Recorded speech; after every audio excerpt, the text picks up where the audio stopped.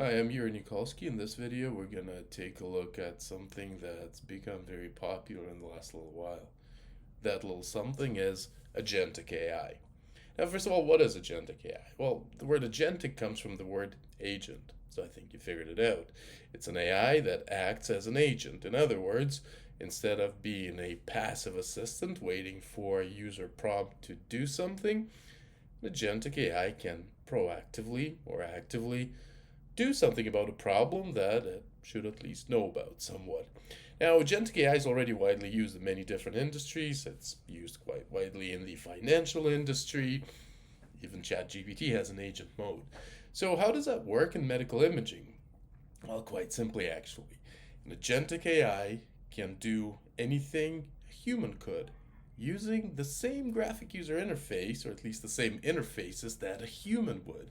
And that truly is the power of this technology. Now, let's digest this. How does that work? Well, let's consider a very simple example. Suppose you have a study that you need to read, and there's a prior.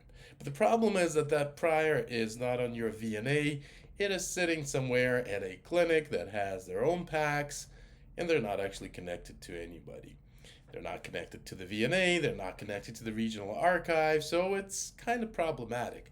The only way to get their priors is to log into their own physician portal and then retrieve the prior, download it, and upload it onto your PACS.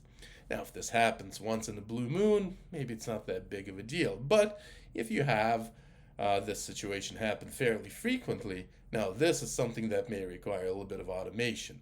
And that's the whole essence of agentic AI. It does what a human can, only in an automated fashion, in a fashion that allows us to do this consistently without mistakes, anytime, day or night, doesn't matter.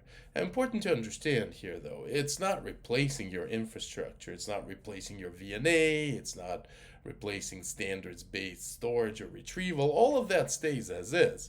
What it does is fills the gaps. And the gaps always exist, right? It's just a matter of having this agent access to whatever it is that we're trying to get to, whether it's little packs at a clinic or whether it's something else.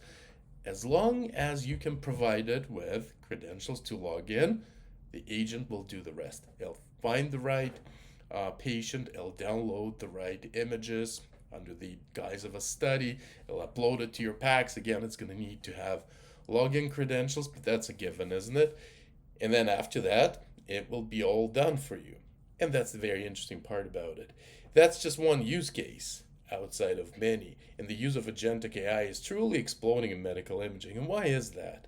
Well, because there's still a lot of workflows that are manual and are human driven. Now, we can theoretically use agentic AI to replace any one of those currently jobs that are currently done by a human, usually the lower end jobs, but nonetheless, agentic AI arguably can do this better than any human because it never gets sick, it always does what it's supposed to. You don't need to worry about its vacation. It's always available, right? You can run it at any time that you want to. Now, the concern here may be that what about the jobs? That concern's real. Jobs are going to go away. Unfortunately, though, that's going to happen one way or the other. That's the unfortunate truth of that. And that means that we need to prepare for the future. There's no need to fear the future. You just need to anticipate what kind of changes will be happening and prepare for those changes. That I see as the safest way out. Thanks for watching, and consider subscribing for more videos in imaging informatics just like this.